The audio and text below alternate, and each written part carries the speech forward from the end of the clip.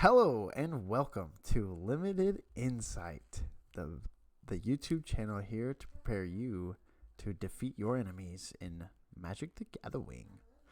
I am the humble checkmate, and I am joined by Colin. Hello, fellow planeswalkers. nice. Okay. So we are here to present you a video about Avatar: Last Airbender, and this set looks absolutely magnificent. You could even call it a breath of fresh air after the dark pit that was Spider-Man. I know there were several Magic content creators who negatively impacted me personally because of the set. That's a funny reference. So thank you, Colin, for laughing. Uh, But anyways, Colin, what are you most excited for when it comes to Avatar? mm, the limited. It looks real good. Okay, Looks real nice. strong. Yeah, I mean, there's some dope cards. I'm looking forward to playing in some constructed decks. But yeah, definitely the limited looks dope. All right, I'm gonna put you on the spot right Mhm. now. What's your favorite episode of Avatar? Bit of work. Or or the last one. Not the last one, but the close to the last one, where it's the fight scene between him and the Fire Lord. Okay, nice. Yeah. I What think about you? I mean mine's the Cave of Two Lovers. I think Dang. Okay. such a good one. That's hot. Yeah. Uh, okay, cool. Well, let's get right into it. What do you say? Yeah. Let's do it. Well, actually, before we do that, I just want to say this video is targeted towards people who are newer to Magic, who maybe haven't played Limited before, but really like Avatar. So every card in here is representative of what the set is going to be like. It's going to help you understand how to play, but also if you are a seasoned Magic player, then we're just gonna help you break down the set so that way you don't have to go look up a million things before pre-release weekend. So, anyways, uh, Do a little of the grunt work for you. yeah. So the mechanics, first of all, every slide in here is a scene from the show, just so you know, and this is one of the greatest scenes of all time. But we can't talk about that, or we'll start crying. So the first mechanic, Colin, tell us about it. Airbend. So when you airbend a thing, it goes in exile. Here, I'll just read the airbend text. So looking at Aang, the last airbender, the card in the middle here. When Aang enters, airbend up to one other target non-land permanent. Airbending is exile it. While it's exiled, its owner may cast it for 2 rather than pay its mana cost. So you can airbend someone else's thing, or you can airbend your own thing, get its enters the battlefield trigger again. Pretty cool. Yeah, I mean, I think airbending looks sweet. Um, it's, I mean, it feels like it's bouncing a permanent, but it's not really because they can just pay 2. So, what do you like? What's your Yeah. evaluation of it? Just in a vacuum. Uh, I don't know how good it is going to be to bounce other people's stuff. That'll obviously have its place. But like I think I don't know, good chance it's going to be better to bounce your own stuff. Like this airbending lesson, for instance, like there's some good value in blocking maybe one of their big creatures, airbending your thing, drawing a card, and then getting an ETB again. Yeah. But I don't know. I think you're going to run into a lot of situations where you go to bounce someone else's stuff and you don't really want to because they have an ETB. But there's obviously going to be situations where that works out in your favor. Yeah. So how good is it? I don't know. Gut feeling, 6.5 out of 10. Nah, 7 out of 10. Okay. I think I'm gonna be a little less on it. I think. Well, the problem is I asked you to answer it in a vacuum, and I don't actually know if airbending can be evaluated in a vacuum. I don't know if any mechanic can be evaluated truly in a vacuum, but I do think it's very deck dependent. So like Boros, if you want to attack more, then airbending you're going to want to airbend their stuff because you want to get their blockers out of the way. And so, having the right amount of those effects is important. Whereas if you're doing like a synergy based deck, then you're probably going to be airbending your own thing. So you can probably put more of that effect in. But I don't know, like if this was a normal, like if this was in a different set, I would say it's probably not a great mechanic just because, you're not actually killing anything. You're just putting it back in their hand and it's cheap to cast again. So we'll see. Right. But yeah, I think it's very deck dependent for sure. Yeah. But airbending, it's Aang. That's cool. Yep. So waterbending. Waterbending obviously is Katara. We have her as the face of waterbending, oh wait, no, that's not. I thought the card on the left was also Katara, and I was like, they really did not keep it consistent, but those aren't supposed to be the same person. So waterbending, it's another new mechanic where it's actually not much of a mechanic itself, but it's a cost. And so if you look at Katara here in the middle, it says waterbend 6, which means pay 6, draw a card. So the waterbend isn't the thing you do. The card draw is the thing you do, but waterbend is how much it costs. But what it means is that while paying for a waterbend cost, you may tap artifacts and creatures to help. Each one pays for one. So if you have a bunch of creatures and a bunch of clues, which is something we'll see in the set, then Katara's ability here can actually cost you no mana. It could just be tap a bunch of stuff, draw a card. So like, let's just say, for example, at the end of someone else's turn, you're sitting there with all your stuff. Katara's on the battlefield. You just tap everything, draw a card, untap everything to, go to your next turn. So waterbend can look like a lot of different things. And I think the flavor here is so on point because the waterbending, or water, is supposed to be the more flexible element that kind of goes with the flow. And so, it doesn't have a mechanic itself. It's just kind of a thing that lets you do other things. So I don't know. I really like that. But yeah, there's waterbend on a bunch of stuff. So, waterbend 3, this creature has base power and toughness 5-2 until end of turn. We see this kind of card every set. But, yeah. Pretty cool ability. I think I like it. It's very card dependent. So, like, Katara's ability is very powerful, whereas the flexible waterbender's ability is not, like, particularly useful, but it's there. So, yeah. Any thoughts on waterbending? Not really. I think, getting clues is going to be important. Yeah. Oh, yeah. Stuff that, being able to waterbend without tapping down your creatures. Huge. Definitely a big boost. Yeah. All right. Earthbending. All right, let's see here. So Toph, the face of Earthbending. So when Toph enters Earthbend 2, what the heck does that mean? Target land you control becomes a 0/0 creature with haste that's still a land. Put 2 1/1 counters on it. When it dies or is exiled, return it to the battlefield tapped. So if this said Earthbend 3, you would put 3 1/1 counters on it. Earthbend 4, like this card on the right here, Earthbending Lesson, you put 4 1/1 counters on your land. So pretty cool. It's excellent that if that creature dies, it comes back to the battlefield tapped. Earthbending, pretty cool. We'll see how it plays out. Turning your lands into creatures has the inherent downside of, you're going to want to tap down that creature to produce mana. So how good is it going to be? We'll see. Yeah, we'll see. Any thoughts? Yeah, I mean, I think it's so like Earthbending, inherently I want to think about it less like an extra added on benefit. I don't know. It's hard for me to explain.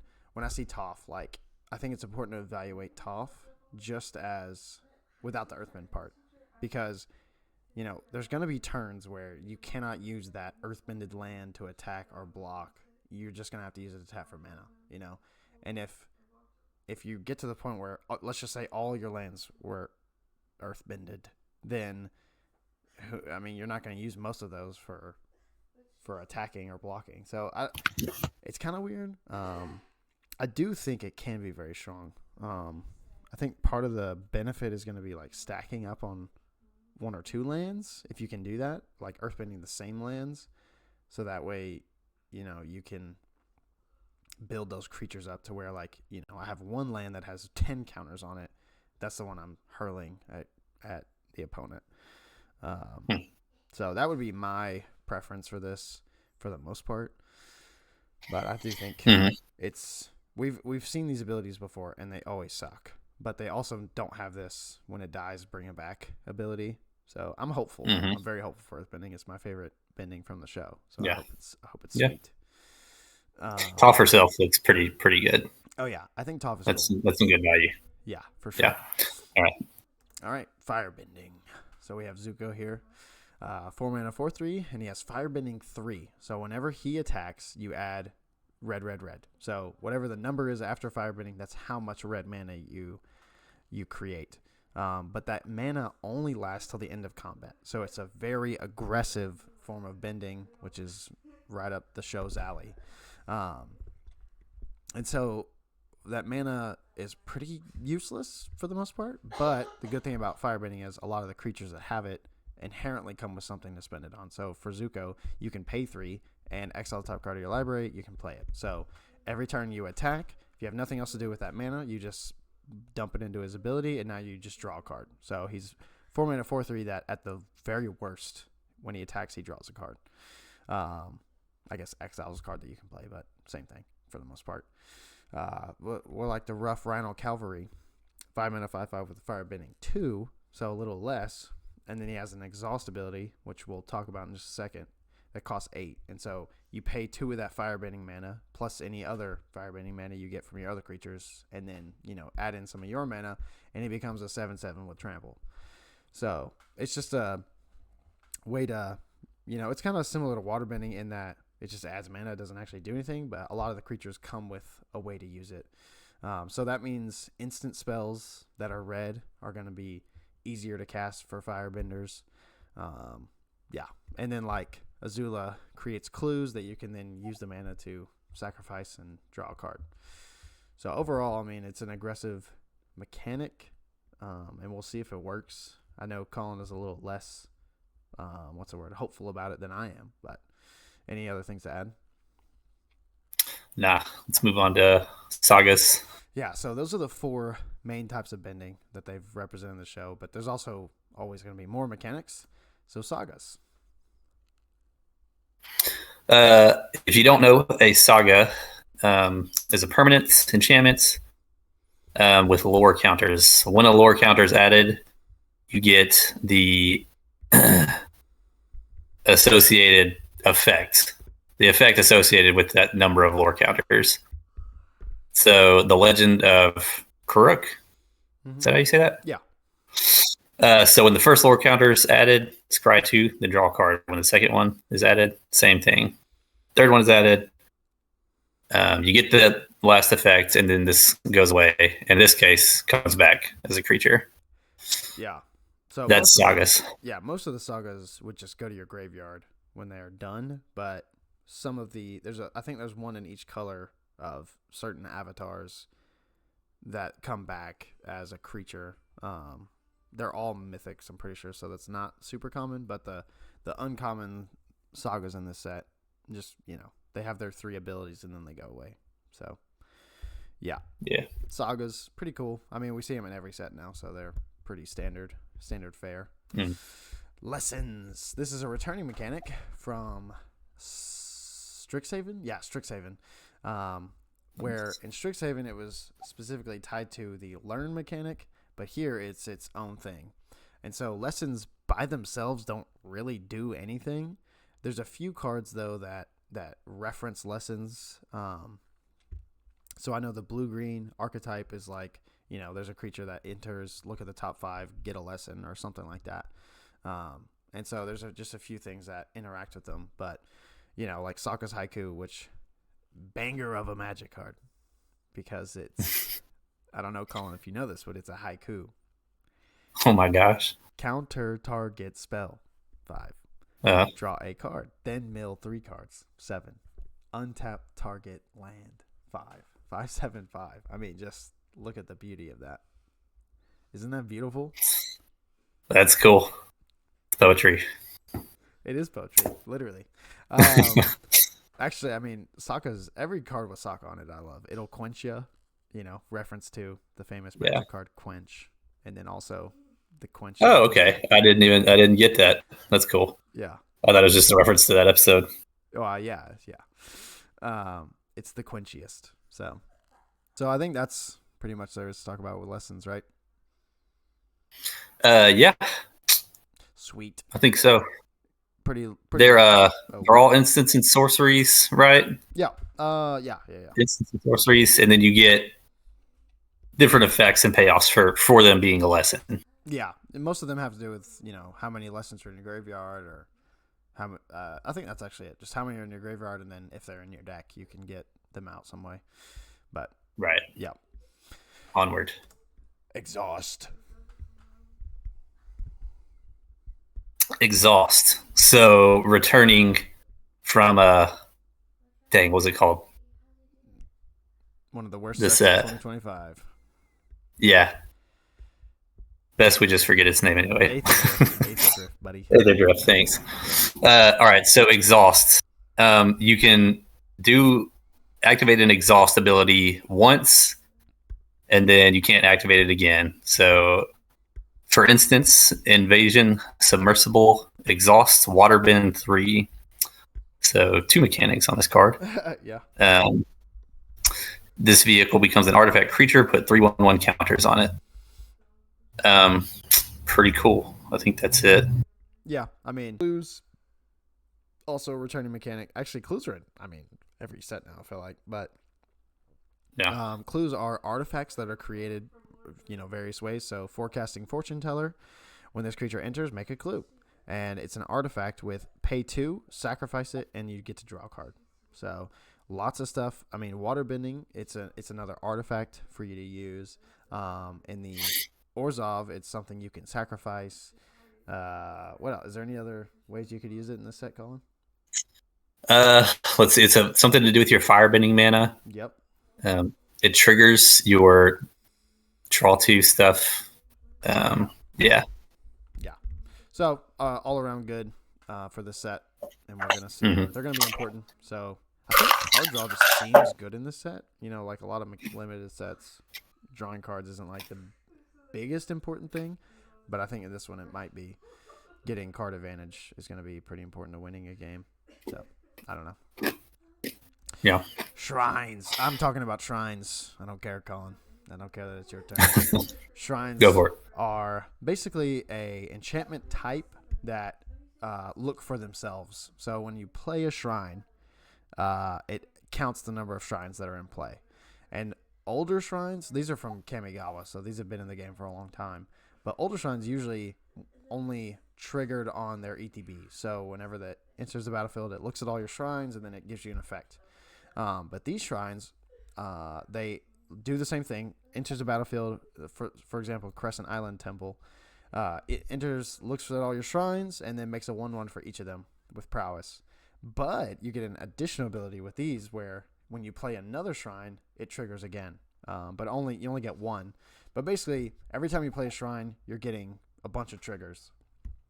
So let's just say you had Northern Air Temple, you play it, drain for 1. Then you, next turn, play your Crescent Island Temple. You make 2 2/2s, and then you drain for 1 because you played another shrine. Then you play your Southern Air Temple, and then you put 3 counters on your 2 2/2s, drain for 1, then make another 1/1. Just like they just build on each other, and I really like that. They are legendary, so you can only have one of each, but there's one in each color, and then there's, I think, a few cards that help them in some way. I can't remember one of them's like go look for a shrine in your deck or something. But yeah, I love shrines. I'm very excited to try this deck out just to see, if it's any good. It's probably not, but it sounds fun. We've talked about all the mechanics that are in the set. Now we're going to look at the archetypes. And we're going to go through each one, each of the 10 colored pairs, and we're going to talk about, what are the strengths, the weaknesses, and we have actually 6 cards to highlight in each color combo. So we're going to start with Azorius, aka blue and white, and that archetype is called the Flyers archetype. Colin, tell us about the Azorius archetype. So, Flyers, pretty simple. You want to kill your opponent in the air. There's, some flyers payoffs. For instance, Sokka. When Sokka and at least one other creature attack, draw a card. So, it's easy to attack with a flyer, usually. And then also Air Nomad Legacy. Creatures you control with flying get +1/+1. I like this archetype. Flyers is simple. It's usually like a pretty strong archetype in limited. And yeah, that's that. Yeah. I mean, so just looking at it, in every color, there's a common dual. So that means that it's a, what's the word I'm looking for?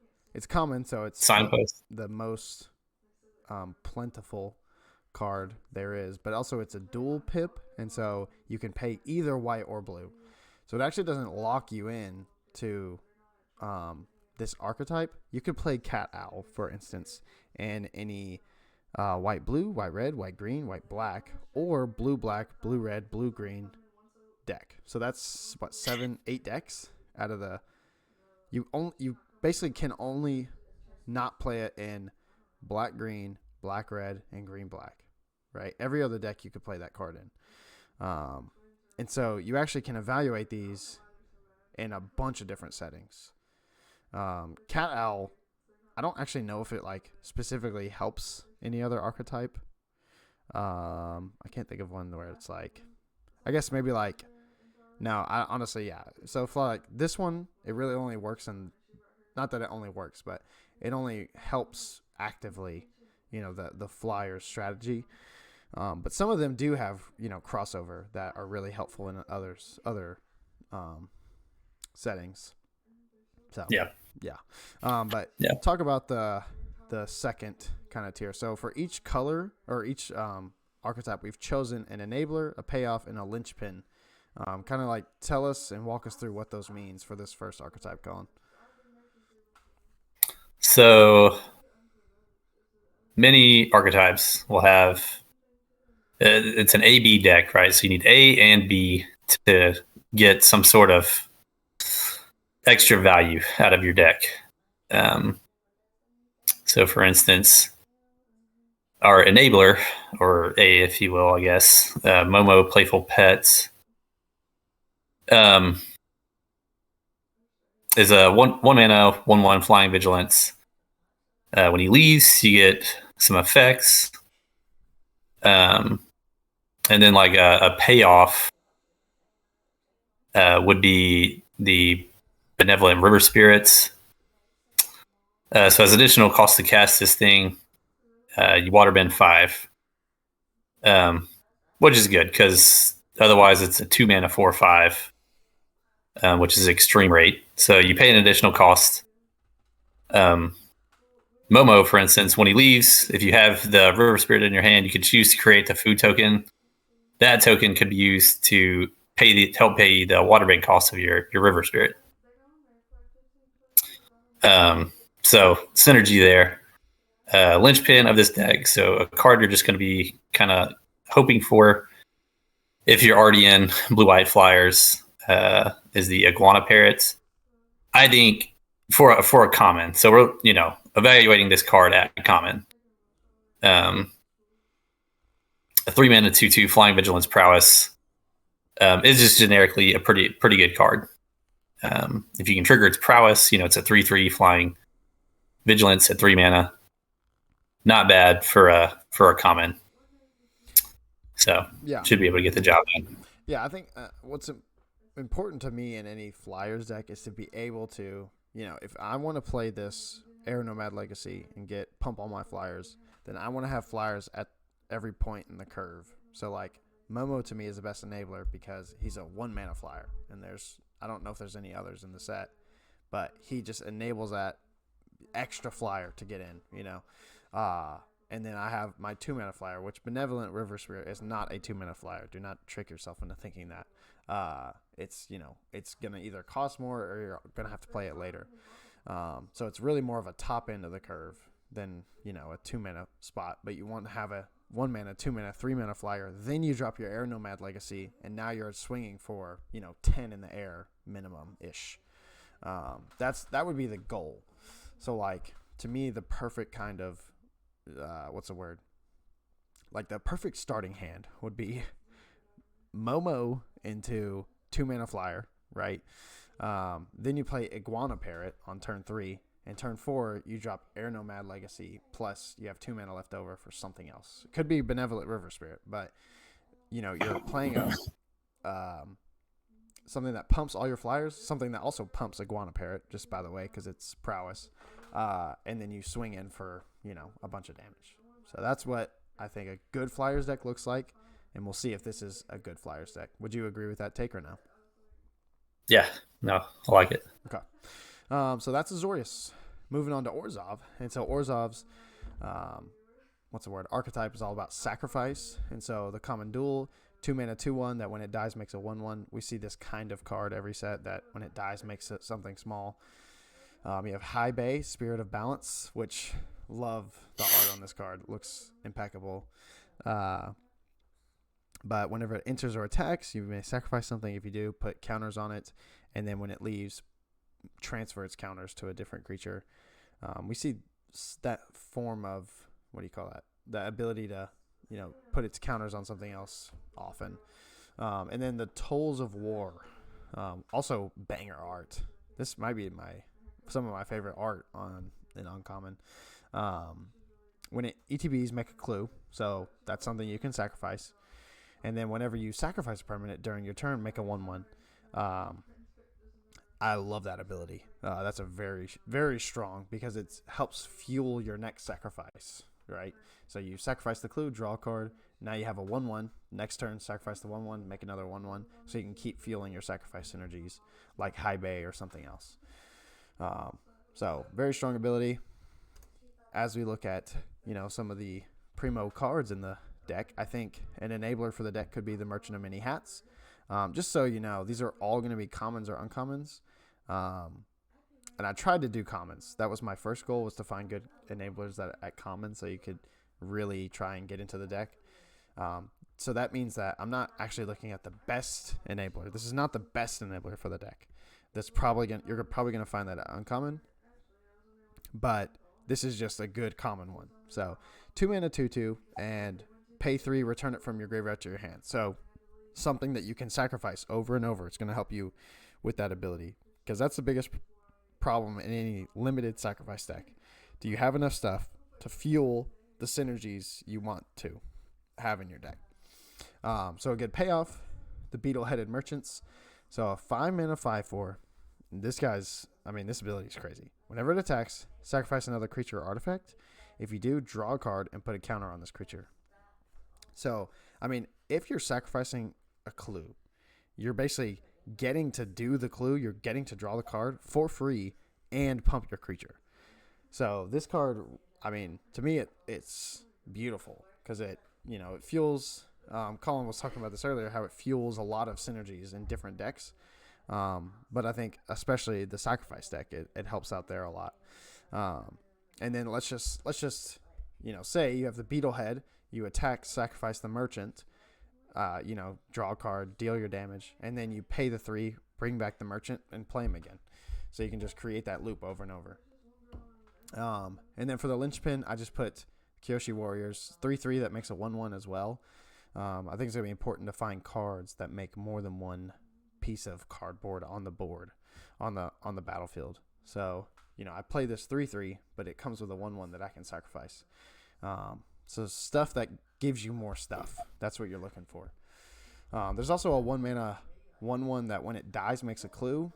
I just didn't put that in there because it deals damage to you, so it feels like not a good card to put in your deck. But if you're desperate for it, that's also probably a good choice. So that's Orzhov. Anything to say there, Colin? No, sounds good. I think. All right, so good time to talk about the cool set design here. So we've got 2 archetypes, which we'll get to here in a second, that go wide, right?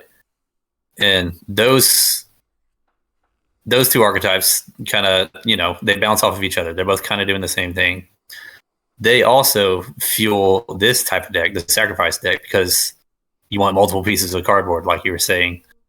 So, like crossover between the archetypes is I like it. It's a good set design. It's really cool to see. Yeah, and I mean the best sets are the ones that allow that kind of cross synergies because they let people brew more. You know, if you're locked in, like Yeah, let's take Bloomburrow. Bloomburrow, I loved just because the creatures, the setting, all that stuff was awesome, but it was very much so you were locked in. You know, if you were playing green white, you were playing rabbits. There wasn't really a different kind of deck to try there.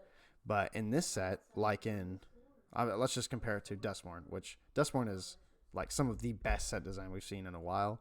Um, hated the setting, but I loved the set itself, where you had all these like one card that did a thing, but you could actually build a deck with that card in mind, and it made its whole new archetype just for that card. So you could do that kind of stuff, and I feel like this set is definitely definitely closer to the Dustmourne than to the Bloomburrow set design idea. So yeah. mm-hmm. Anyways, Yeah, pretty cool. yeah, Boros, go wide. So, Boros, go wide. Your strategy is to make as many creatures as you can, and then get some sort of value from that, whether it's to pump the whole team and swing in at once. Or for instance, Sun Warriors, right? Firebend, 4 mana, 3/5. Firebending X, where X is the number of creatures you control. So if you've got five creatures, including this, you can attack with it and then immediately activate its ability because you'll get 5 mana. Its activated ability, pay 5, create a 1/1 white ally creature token. Pretty cool. Pretty good value. Which then also helps you do the firebending cheaper next time. It right. helps you continue to do it. Yeah. I love go wide decks. I play one a lot in Constructed. Let's see. The Wandering Musicians. So a 4 mana 2/5. So pretty bad stats there, I'd say. But when it attacks, creatures you control get +1/+0 until end of turn. If you got 8 creatures on the board, that's a lot. That's adding a lot of power. So pretty cool. I will say, while we're here, the flavor text there's a lot more flavor text on these cards than I feel like in other sets, and all of it is awesome. So, yeah. The Wandering Musicians. Which one are you looking at right now? The Wandering Musicians. I just love. I mean, from my favorite episode. So. Yeah. Yeah. I don't know. I just really like it. So, anyways, continue. Here, let's go to the next slide. So, Great Enabler, 2 mana, flash 1/1, creates another 1/1. Both allies, by the way. Mm. So, okay, payoff, Avatar Enthusiasts. Whenever another ally you control enters, put a 1/1 counter on this creature. So your invasion reinforcements are going to double trigger your Avatar Enthusiasts, as well as add 2 bodies to the board. Great combo there. At common, we've got as our linchpin card Treetop Freedom Fighters. 3 mana 2/1 haste. When this creature enters, create a 2/1 white ally creature token. So 2 bodies, one of them has haste. Pretty solid in your go wide strategy, especially if you're trying to be aggressive. Yeah, definitely. I mean, this curve out itself is pretty insane. Like Avatar Enthusiast into Treetop is gross. I would not want to play against that. So, yeah. Attack for 6. Yeah, at least. This deck looks pretty solid based on the commons and the commons. So yeah, that's the first of the 2 go wide strategies. And next you have Celestia, which is green white. It's allies, and so a lot of the creatures in red and white are also allies. So I don't really get the distinction. I don't know. The distinction is a little what's the word? it's not that distinct. I don't know how else to put it, but at the Yeah. common dual slot, you've got Earth Kingdom Soldier. He has Vigilance. When he enters, puts 2 counters out. So 5 mana for essentially a 5/6. If you have 2 other creatures. Well, actually, he can put one on himself. So you just need 1 other creature to get the value here. So fine stats. I mean, 5 mana, 4/5 Vigilance plus another counter. Pretty good. Uncommon duel is Suki. So it's a 4 mana star 4, and its powers equal the number of creatures you control, which is pretty insane. And remember, this is a dual pip, or this is a, what is it called? Hybrid mana card? Hybrid mana. Mm-hmm. So you can play this in your Boros deck, just FYI. You just have to have enough Yeah. water to cast it. But it's huge. It could be huge depending on how big your board is. And then whenever it attacks, it makes another creature, so it pumps itself as it attacks. So I think it's going to be important to find some trample here, some sort of evasion for Suki. There is a card that gets flying. I can't remember what it was, though. There might be a... That's what I was just thinking about. Yeah. That's going to kill a lot of people. Yeah, I mean, imagine Suki in your Flyers deck if you give it flying. I mean, there's lots of... That's the thing we were talking about. There's just a lot of cross energy. And then your signpost is White Lotus Reinforcements, which pumps all your allies. So if you get enough allies, this card can be really good, but it is dependent on that. You know, if you don't have a lot of allies, then you're kind of not doing anything with it. What's the point of it? You know? So looking at our enabler, I kind of struggled with this. I mean, the best enabler is going to actually be the Invasion and Reinforcements from Boros, but I didn't want to put all the same cards. So I put Kyoshi Battlefan because it's got Kyoshi Warriors on it, and that sounds cool. So it's a 2 mana artifact that's an equipment. It basically makes a 2/1 creature. And so it's a way to get your board wider, but also it's something that sticks around, so you could continue to use it for other things. And actually, I think this is a good waterbending card too, because artifacts, they set it on your creatures, you can tap them, and it doesn't actually affect anything. So if you can get some of these cheap artifacts that stick around, it's probably going to be helpful for your waterbending costs. The payoff here is Haru, 2 mana 1/1. Whenever an ally enters, Earthbend 1. So Haru is the one card I think that realistically could turn all your lands into creatures, which can make your board extremely wide. And so, like, what we're talking about with Earthbend is, you don't really want to attack with your Earthbend creatures. But in this deck, I don't think you need to. I think it's just having them as creatures makes it to where your board is bigger, so all your stuff triggers for having a big board. So I think he's pretty cool. I think he's interesting. Because, you play him on turn 2. Turn 3, you play an ally. You have, at minimum 3 creatures. And then if you play one of those cards that has 2 allies on it, now you've got, 3, 4, 5, 6, 7 creatures. So your go wide synergies really pay off. And then the linchpin, I just put the Kyoshi Warriors again. I just think Kyoshi Warriors are going to be a really important card for any ally deck and any deck that wants sack fodder. So, yeah. Anything to add here for Selesnya? No, I think we covered it. Sweet. Dimir. I'm going to talk about Dimir because it's my favorite color combo. So, suck it, Colin. Go ahead. So Dimir is all about drawing 2 in a turn. So your common dual common dual creature here is the Messenger Hawk. Caw. Nice. The common dual card you got is Messenger Hawk. So it's a flying 1/2, and when it enters the battlefield, you make a clue. But if you've drawn 2 or more cards, it's a 3/2 flying. So I actually think this is a great card in this deck and the Flyers deck because it can just be a big flyer if you need it to be. Because it also helps you draw cards. So I think probably one of the better common duels in my opinion. And then for your uncommon, you've got Hama the Bloodbender. I mean, come on, Hama.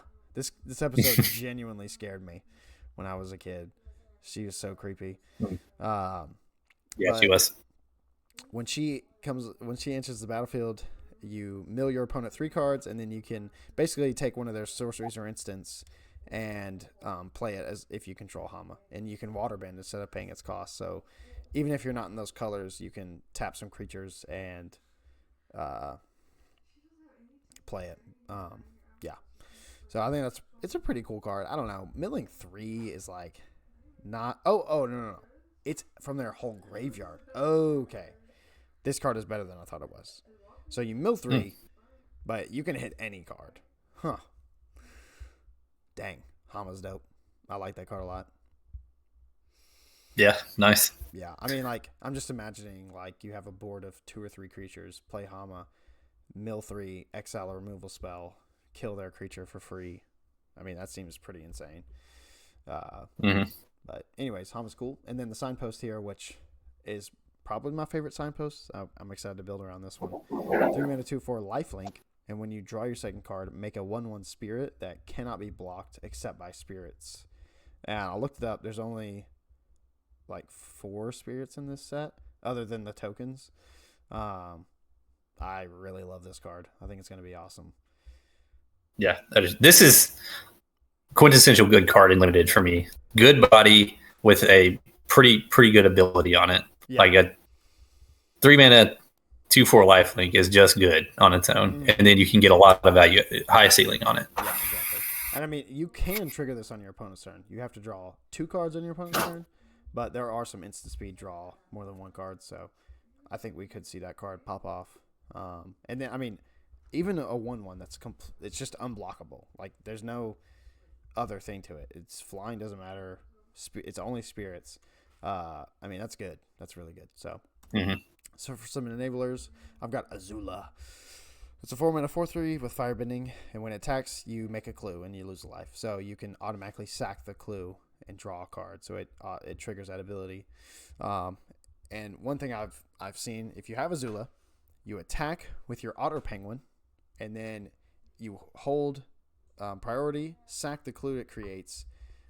You've drawn your second card. Now your Otter Penguin is a 3/3 that can't be blocked. So you have a 4/3 and a 3/3 swinging, and you can only block Azula. So I think that's a cool little strategy. That's some synergy right there. Yeah, Otter Penguin itself, I just think is a strong card. Like a 2 mana. I do too. I was impressed. Yeah, 2 mana 2/1. Like, it just for a body is fine.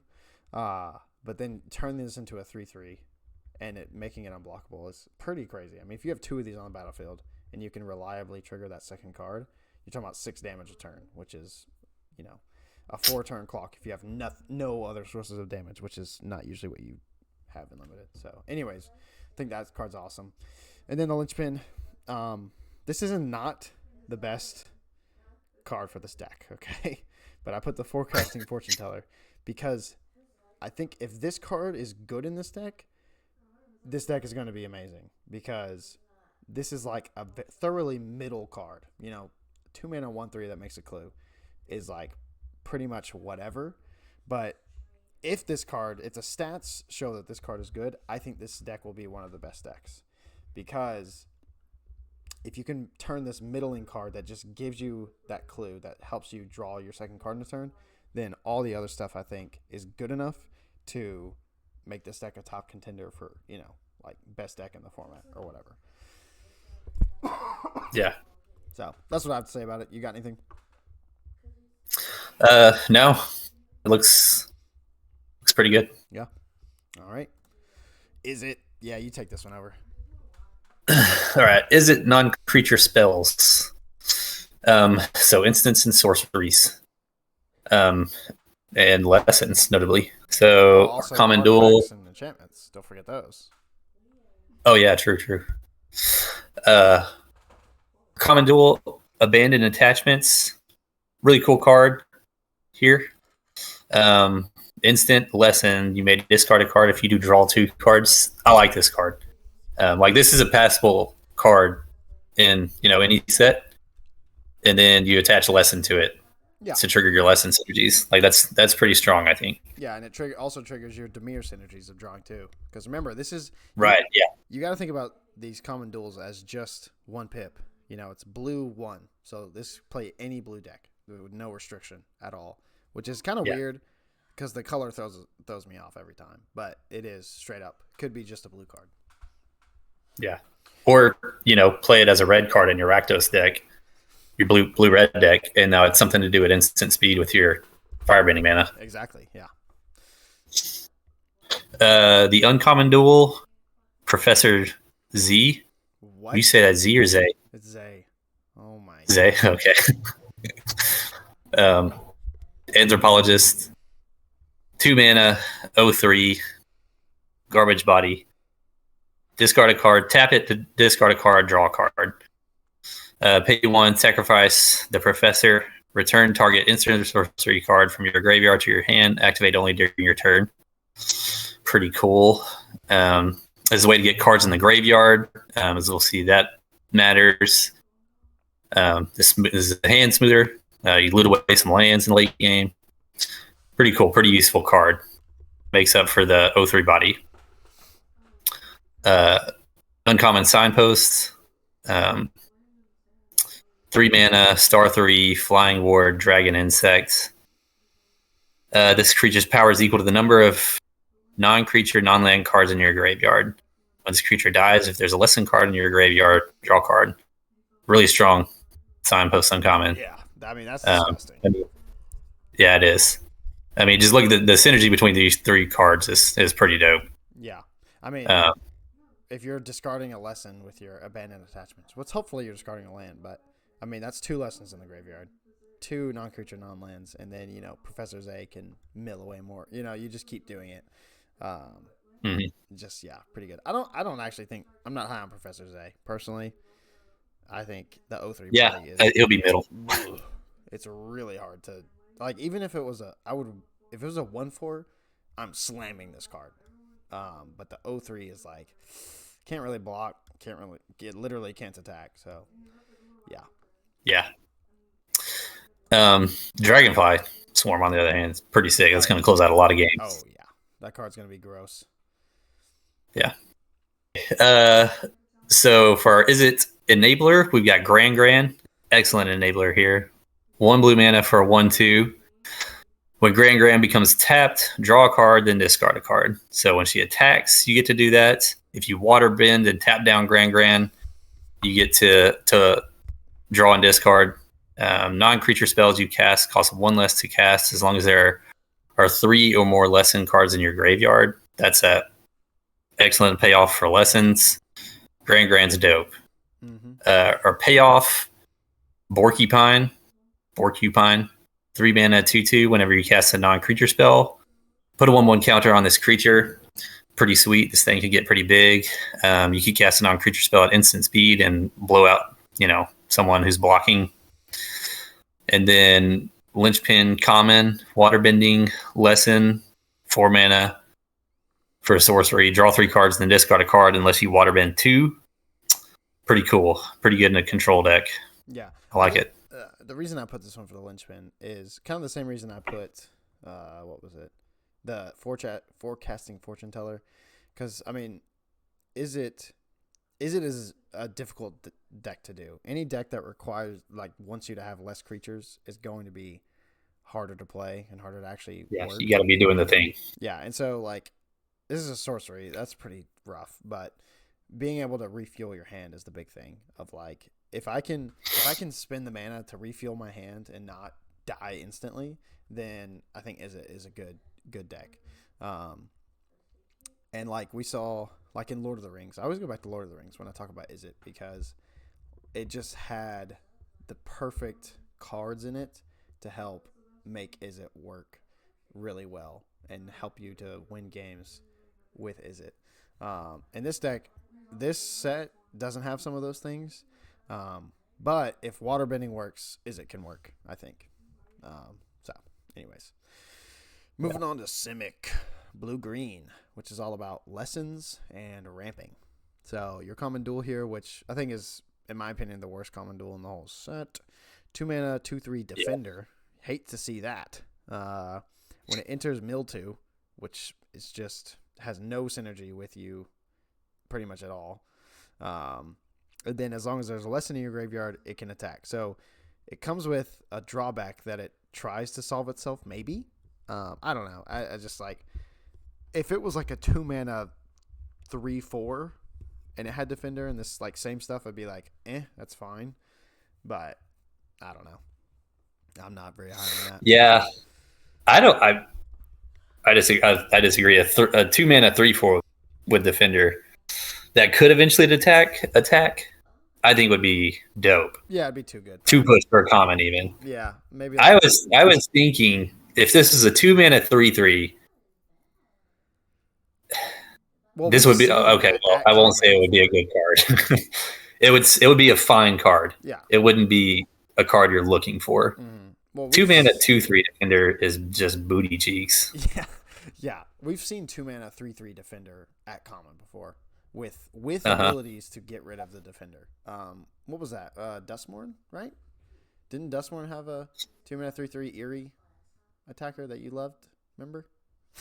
I don't know. Did it? Yeah. Oh yeah, the enchantment enters. Yeah. It can attack. Yeah, dope card. So this is that, but worse. So, anyways, I don't really love it. I don't know why we focus so hard on Platypus Bear. Why we hate on this guy so much. Yeah. You're garbage. Get out of here. So Guru Patik, he is a 4 mana 2/4. So stats are terrible. When he enters, look at the top 5 cards. You may reveal a Lesson, Saga, or Shrine. So any of those 3, you shouldn't be playing Shrines unless you're all in on Shrines. I don't think. Sagas, there's not that many of, and so you're really looking for a Lesson here. Put the rest on the bottom. Whenever you cast a Lesson, put a counter on another creature. So I mean, pretty sweet card if you have enough Lessons to really make this card work. I think this is a pretty good uncommon. Yeah. I'll put you on the spot. What's your number? How many lessons do you want in your deck for this to be good? I mean, if you get, how many counters do you need out of this? I mean, you really need 2 counters out of this for it to be, well, I mean, it draws you a card too. So I'm going to say 1 counter, and you need 5 lessons at least. I don't know. At the very bottom, that's how many I want. Yeah. Which I don't think is unrealistic. That's a good number. Because, like, there's a lot of lessons in this set. So, yeah.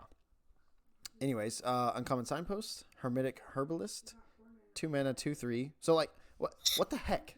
I guess this is uncommon. Fine. But it just has the same stats as Platypus Bear without Defender. And it also has better other things. Whatever.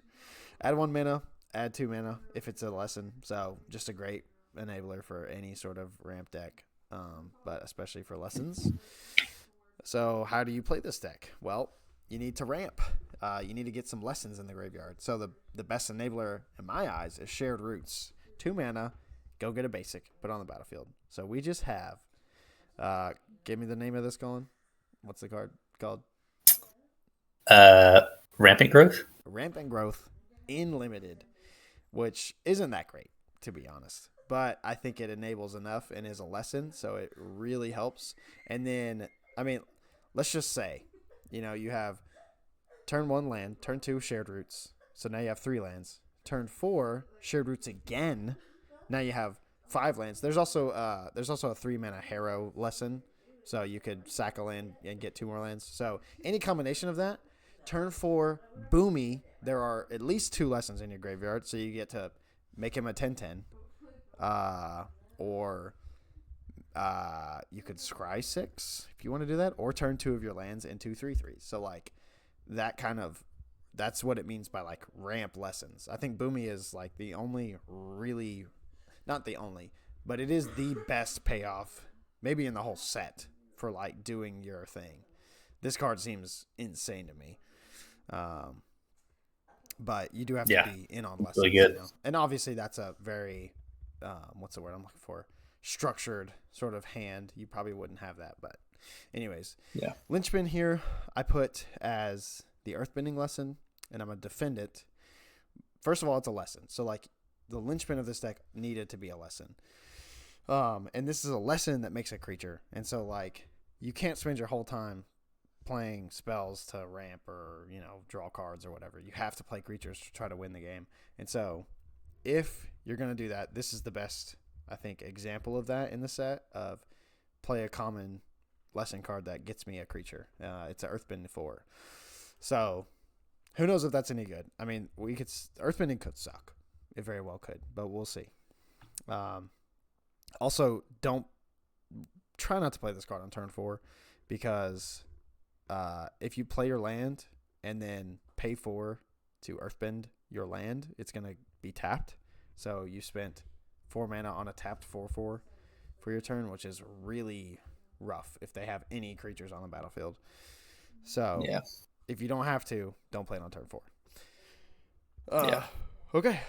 Rakdos. All right. Black red. The archetype is firebending.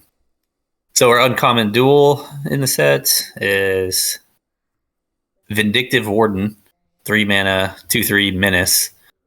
Firebending 1, pay 3. This creature deals 1 damage to each opponent. Fine common. I like that it has menace. I think more of the firebending cards need some sort of evasion. Anyways, our uncommon duel, Zal Ruthless Admiral, 4 mana, 3/4, firebending 2. When you sacrifice another permanent, creatures you control get +1/+0 until end of turn. Pretty cool. So, note the double red pips. You could play this in a white red deck. Now it is a double red pip, so you got to account for that. It's going to be harder to cast. And you could use his ability to pump your whole team, your wide board. And Or signpost deck, right? Because he can pump your whole team because you're going to be sacrificing things as well. Yeah, true. Yeah, he's like Zhao was one of those good examples of this card plays in a bunch of decks. Yeah, he's supporting 3 archetypes: firebending, Rakdos, and just go wide strategies in general. Our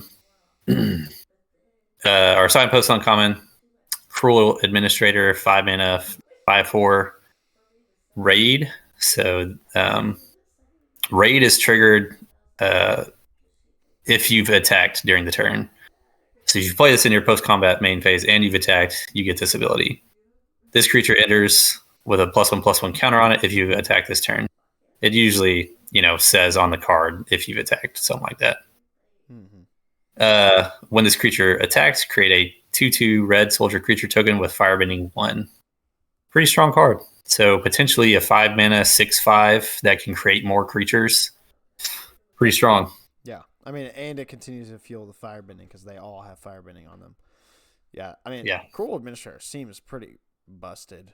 If you get to drop him and he doesn't die, he can start doing some crazy things. Yeah, I like it. All right. So one of our enablers, Fire Nation Cadets, 1 mana, 1/2. This creature has firebending 2 as long as there's a lesson card in your graveyard. And then it has activated ability, pay 2. This creature gets +1/+0 until end of turn. So note you can enable that multiple times. This is a good sync for your firebending mana, assuming you can get this creature to go unblocked. Yeah. Isn't that fire breathing from dragons? Like, don't they? Or is that? I guess that's 1 red mana. It gets +1/+0, not 2. Yeah. Yeah.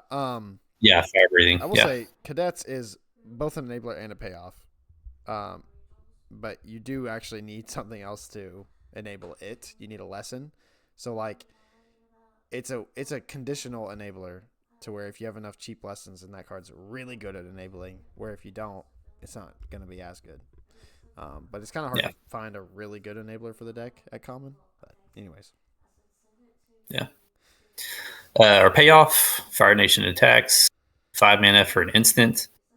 Create 2/2 red soldier creature tokens with firebending 1, and then you can flash it back from your graveyard for 9 mana.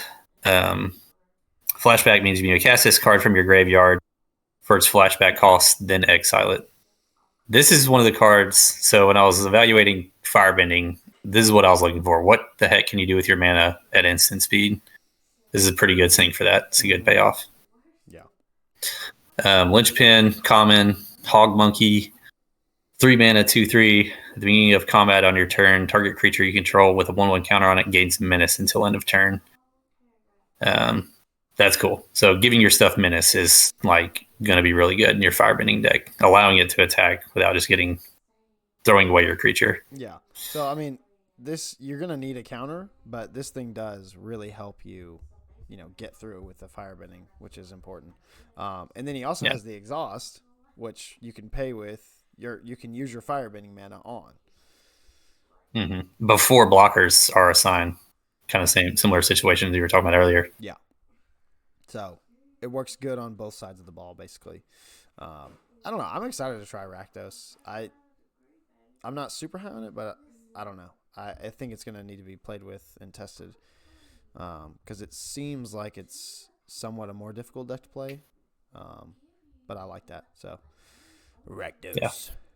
Next, Golgari, or our +1/+1 counters deck. So, at our common duel here is Earth Village Ruffians, which is a 3-mana 3/1. When it dies, make a Earthbend token, or Earthbend land. Earthbend a land, goodness gracious. Just note, this does play pretty well in your black-white sacrifice deck, because if you sacrifice this guy, you get a land back. We'll say you don't really want to be sacrificing your 3-mana 3/1 creatures, but if you have to, he's not a bad one. So your uncommon duel, Longfang, Great Secretariat. I love Longfang. 3-mana 2/3. Whenever another creature you control or a land is put into a graveyard. So just to be clear, whenever your earthbended lands die, they do hit the graveyard, then come back. Just FYI. So whenever it's put into the graveyard from the battlefield, put a counter on any creature you control. So if you're earthbending, if you're getting rid of stuff, if your things are dying, you're building your army. Pretty good, I would say. I really like this card. And also plays really well in the sacrifice deck. Actually, this is better in the sacrifice deck.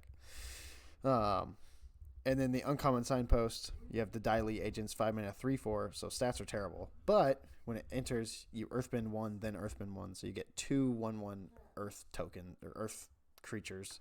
And then whenever this attacks, each opponent loses X life and you gain X life, where X is the number of creatures you control with counters on them. So this is a huge build around card.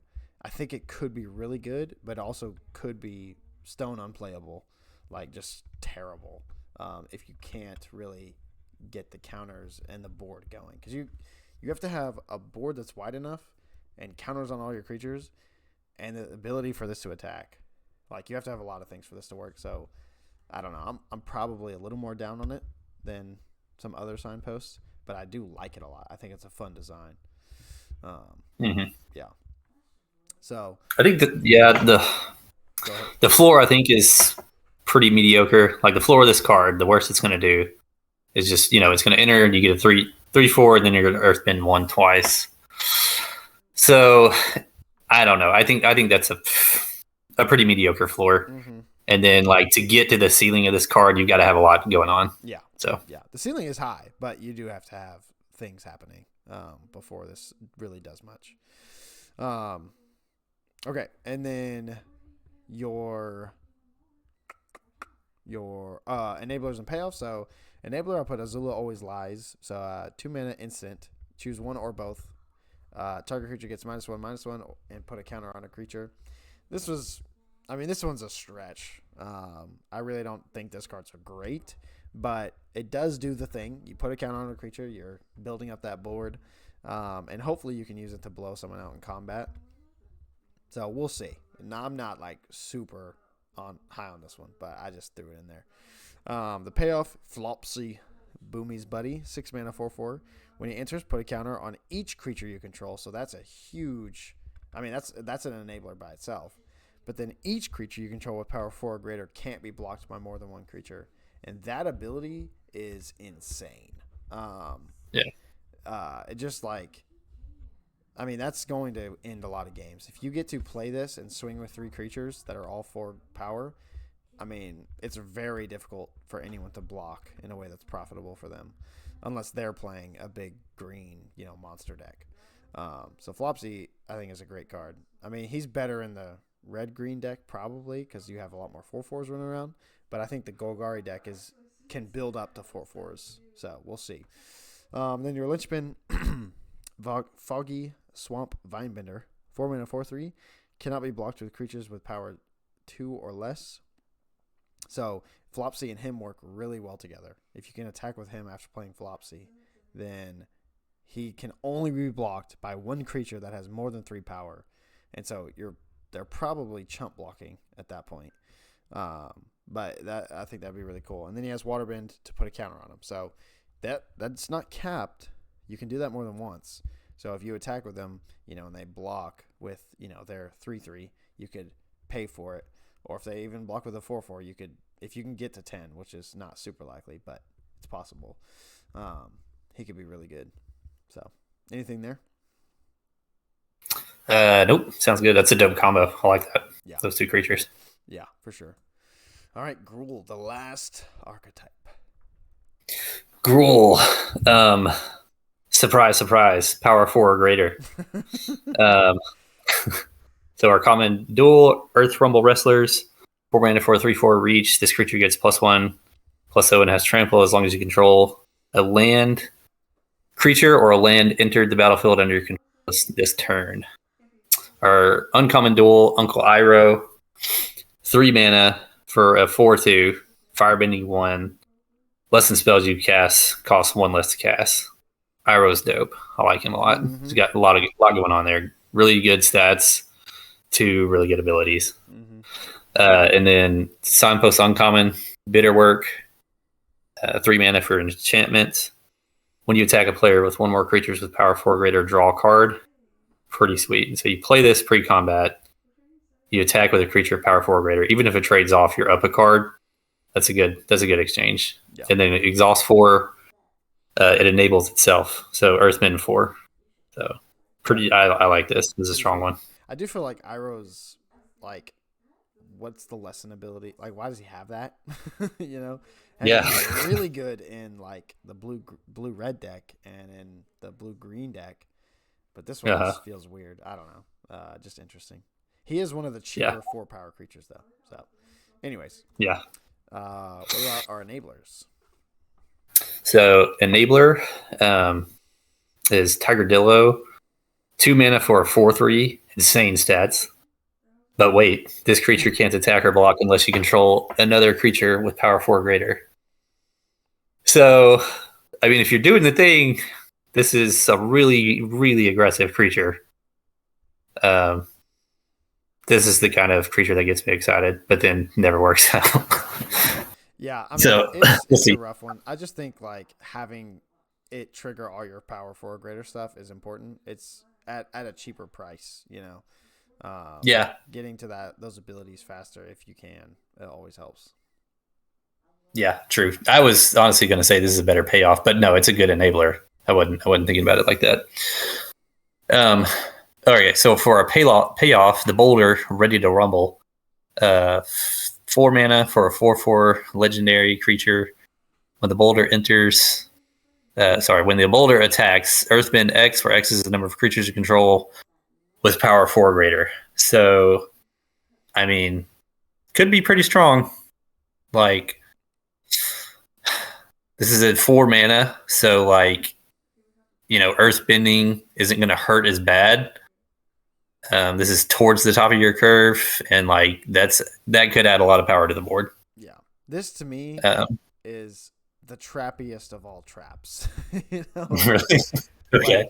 Like, I put it on here because it is an excellent payoff because it actually fuels itself as you go. So like, you know, hopefully, well, I mean, the goal would be to be Earthbending power 4 or greater. You know, like I'm trying to think about how to phrase it, but he attacks. You make it makes it 4/4 or more. Yeah, or more. That would be the ultimate goal. Now, obviously, yeah. you have to build up to that. But like the first turn you attack, you get a 1/1, which sucks. But if you can play another 4/4 and attack, then you get a 2/2. Dang. No, I'm trying to figure out a way to like, you know, finagle it, but yeah, I don't know. Like he has no evasion, so like it's only on attack. He has so many limitations. Honestly, I think Flopsy is a better payoff, but I just wanted to put the Boulder in here because, you know, the Boulder. Yeah. Cool. Yeah, low floor, high ceiling card. Mm-hmm. If you can get him out early, though, then you're talking. You know, you could be talking there. Right. Okay, so Linchpin, common, Raucous Audience, 2 mana for a 2/1. Taps to add green. If you control a creature with power 4 or greater, add 2 green. So that's some good ramp for 2 mana if you can do it. Yeah, I mean, Raucous. If you have Raucous on turn 2 into Tigerdillo on turn 3, or even General Iroh, now your Raucous Audience taps for 2 mana, so you could play another 2-drop on turn 3, which would be insane. Yeah. Yeah. So I don't know. We'll see how this deck works, but it seems okay. It seems better than some of the other four power archetypes. You know, there's some interesting things going on, especially with Earthbending. So now that we moved on to that, it's time for some tips and tricks. Just a few things to kind of help you as you get started limited. Ideas we have. So the first thing I just wanted to talk about was mana fixing. So I say it's pretty standard in terms of limited mana fixing. So on the left you see all the green mana fixing, shared roots, cycle of renewal is like Harrow, Kyoshi Island is the shrine ramp spell, so probably not playing that. The Cabbage Merchant is an uncommon. You make a food. When you sacrifice food, you can go look for a land, but then it buries him in your deck.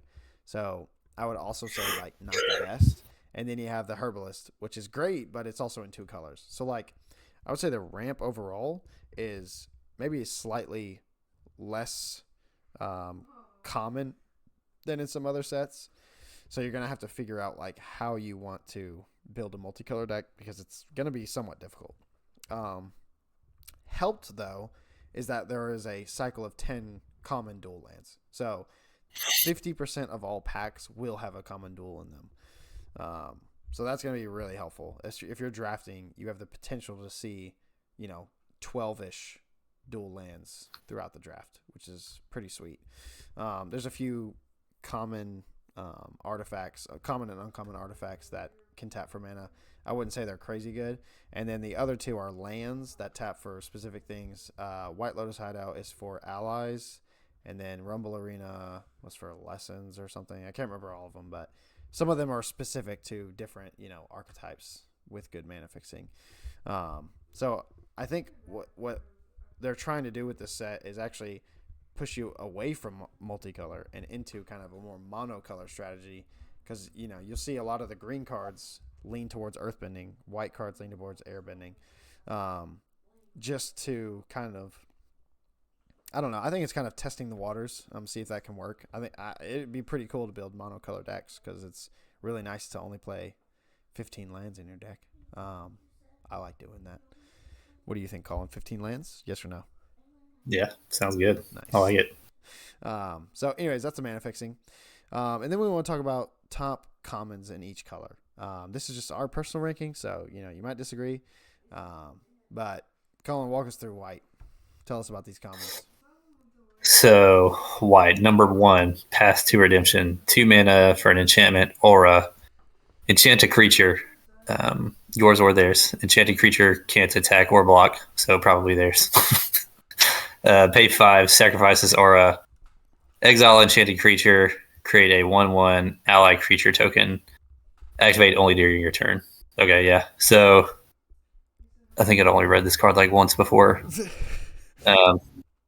Pretty good. Yeah. So like passivism with upside, like being able to, so the problem with just not the creature not being able to attack or block is that it may have a relevant ability that's still being activated. So you pay 5 and you get rid of the creature and replace it with a 1/1. Yeah. Pretty sick. That'll be good. Top pickup. Number 2, Kyoshi Warriors, 4 mana for a 3/3 that enters and creates a 1/1. Relevant in multiple decks. If you're drafting one of those decks, you're going to be happy to see this guy. And then number 3, Airbending Lesson, 3 mana for an instant that is a lesson. Airbend target non-land permanents, draw a card. So pretty sweet. You can airbend your own thing, cast it again for 2 to get an ETB. Like the Kyoshi Warriors here, you could airbend that, get another 1/1, or something better than that even, and draw a card off of it.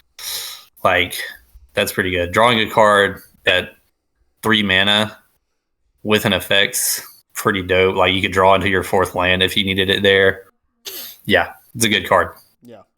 No, I really like it. I like it. It could also blow stuff out in combat, which is always nice. Yeah, like they're double blocking. You airbend one of their things and draw a card and kill their creature. Yeah, that's a good exchange. Yeah, for sure. So blue, for our ranking, number 1 we have Watery Grasp. You'll notice a theme here with the number 1 slot. 1 mana enchant creature. It doesn't untap. So that, to be clear, it doesn't tap. So if it has, don't put this on a vigilance creature because that would be a travesty. That would be a waste. Yeah.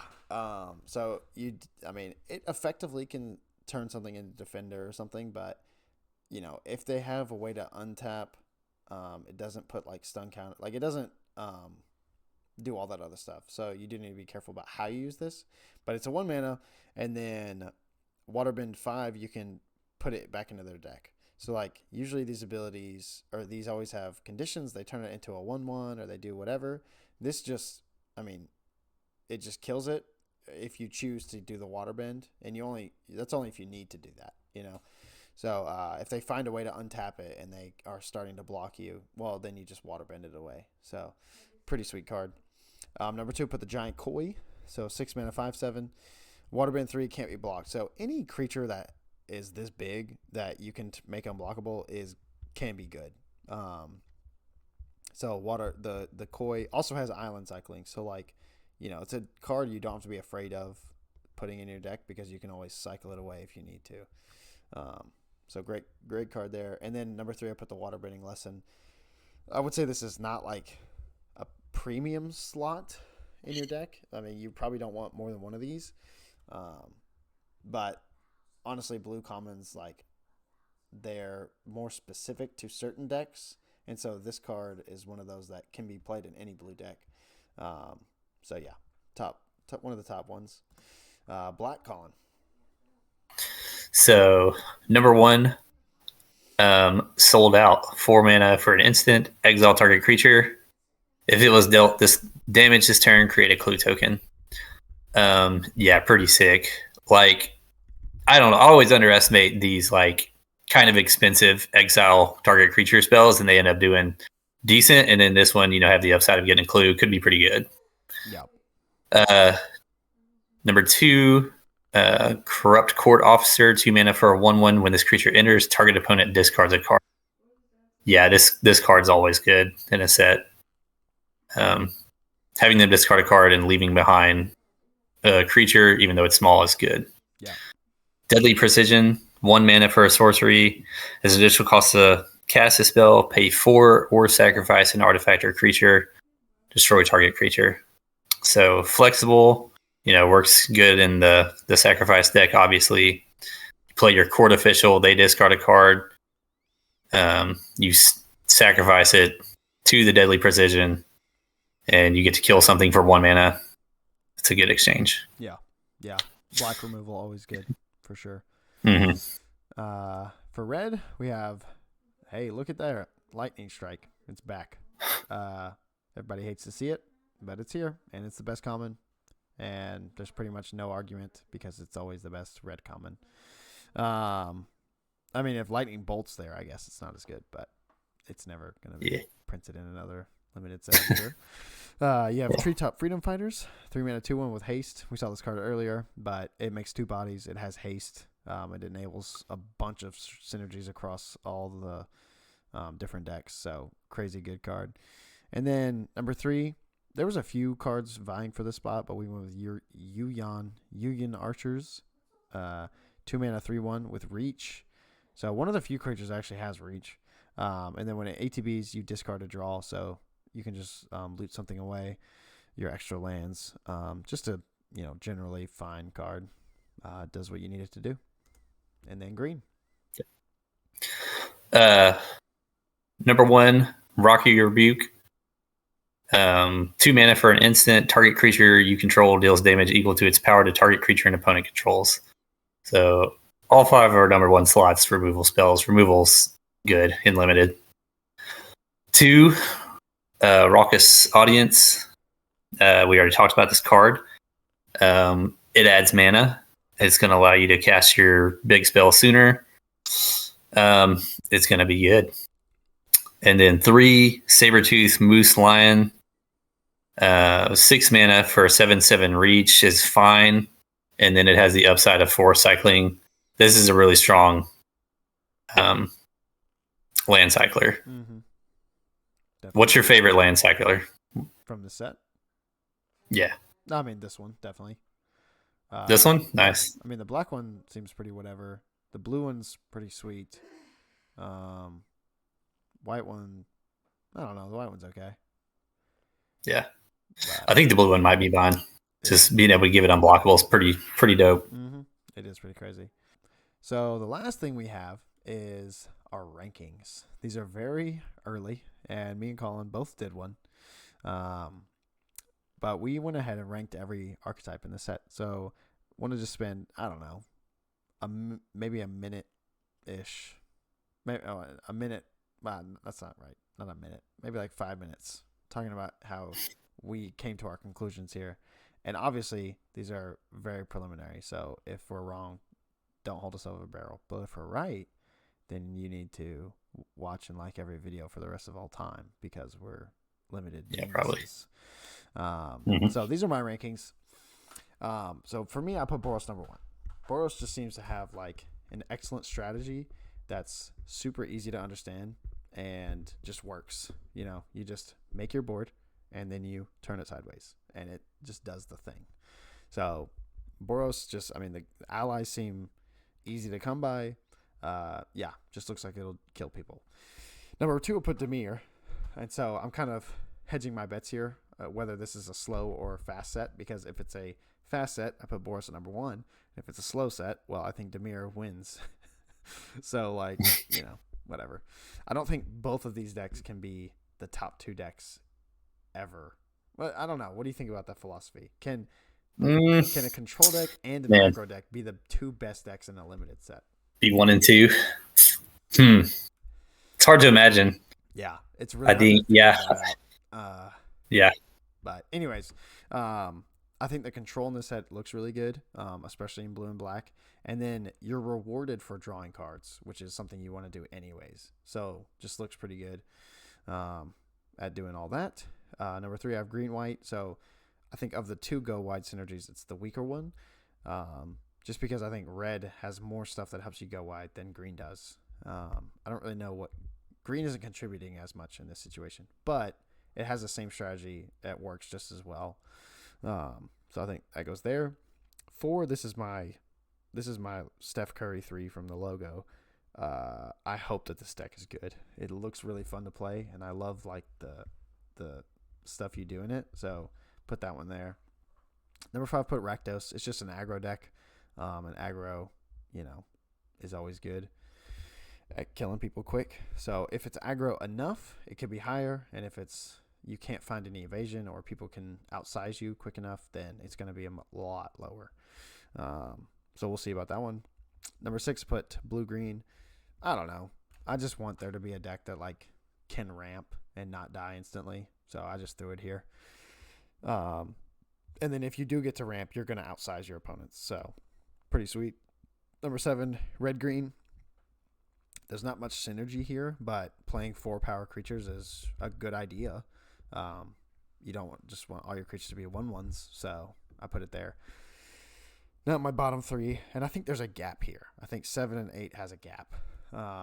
So when you get to 8, I think the biggest problem you're going to find is there's not enough flyers, and they're at higher rarities, and so it's going to be more difficult to do what you want it to do. So I don't know. We'll see. I just don't. I think if you are going to have a successful archetype when it comes to flying, you need to have flyers at 1, 2, 3, and multiple at each of those number. Like the best flyers deck I feel like we've seen in limited was an Ixalan, and Ixalan had 2 amazing 1-drops that flew and had common and uncommon, right? The Miner's Guidewing and the Ruin Lurker Bat, and those 2 went into, you know, like the Siren, the 1/2 with Vigilance, and then you have something. There was another flyer at 2 mana, so like they just had multiple at each drop, and you could actually play enough flyers to get in and deal damage, which I don't think this set has. Number 9, is it? Lessons are great, but where's the payoff? The boar, I've been burned by similar cards in the past. They just don't. They're not quick enough, and it ends up trading with a lightning bolt or a lightning, whatever, strike or something else. So I feel like there's no pinger in this set. Where's our pinger we get every set? It's not here. So I think I'm a little less on this one. And then finally, black white. Sacrifice synergies seem like a trap. I don't want to sacrifice my own stuff. I want to keep it. So those are my rankings early. That's it. The last slide here is just some resources. So we'll post this when we in the description of the YouTube. We like Jim Davis, Attack on Cardboard, Nitzahone, Nikolai Bolas, and then people to watch who draft Newmont, Paul Cheon, Louis, LSV. Just some places to go if you want more understanding of the set and how to play Magic. But that's it. Any final thoughts? No, I'm excited about it. I'm going to do a lot of drafting for this one. Yeah, I am. I've saved up and I'm ready to spend Yep. it all. We've been saving on 0-3s and Wasted Dreams. But Mhm. yeah, I mean, if you like this video, please do, take some time and comment and just say, hey, we liked it. Tell us what you want to see more. We're working on, kind of figuring out what this channel is. So if you have an idea of something you want to see, just drop it below and we'll try and do that. Want to post some drafts, I want to spend some time doing that. So yeah, that'd be cool. If you want to see that. And yeah, this has been Limited Insight. We will check you later.